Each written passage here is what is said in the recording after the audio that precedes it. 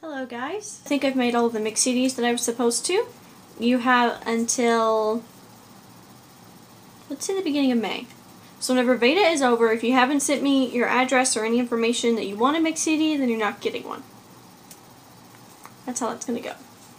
So basically, what I'm going to do now is go and do a project for class. I don't have anything exciting planned, and can't think of anything exciting that's happening in the next 24 hours, so maybe I'll go outside tomorrow if I get enough of my project done today. But about my project, I am making an interactive book of sorts. It's a really long story and kind of difficult to explain, but I'm making this interactive book about my favorite novel. I don't know if I've ever told you what my favorite novel is, but it's Peter Pan. I have all sorts of Tinkerbell memorabilia, which I know I've shared before, and I've seen every Peter Pan remake you can think of, and I love them all. But Peter Pan is actually my favorite book because I love the writing style.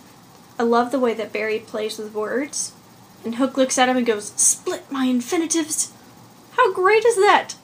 How wonderful is that phrase, okay? Split my infinitives, because you're not supposed to split your infinitives in the English language, but that's how surprised he was at Peter's whole get-up thing, was he wanted to completely defy the laws of language. By the way, the whole splitting your infinitives thing, actually fine to do.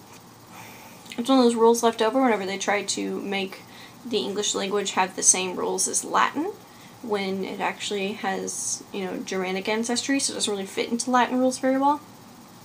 But that's beside the point. It's still awesome that he can make puns with words like that.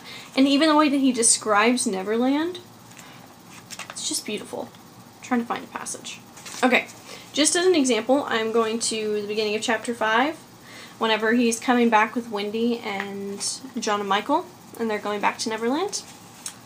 Well, going to Neverland for the first time. Peter's going back, but you know what I mean. Anyway, this is just a random paragraph that I'm picking out, okay? In his absence, things are usually quiet on the island. The fairies take an hour longer in the morning, the beasts attend to their young, the redskins feed heavily for 6 days and nights, and when pirates and lost boys meet, they merely bite their thumbs at each other. Shakespeare reference! But with the coming of Peter, who hates lethargy, they are underway again. If you put your ear to the ground now, you would hear the whole island seething with life. Isn't that great? It's beautiful. It's a fairy tale. It's written for kids, but he uses words like lethargy, which they would not let you use if you were writing a children's book now, by the way. They would throw things at you. Because children's books are also, they're also for adults. The adults are the ones having to read them. You remember when you were a kid and you got attached to one book and your parents had to read that book to you like 1,000 times? Now think how much you would hate to be the parent reading that book if you couldn't find something in it each time you read it. See? Children's books writers are really cool. I'm not going to read any more to you because then I will spend more time reading Peter Pan instead of doing my work. So I'm going to go now. Hope you enjoyed the tiny paragraph from my favorite book. And if you haven't read it yet, go read it.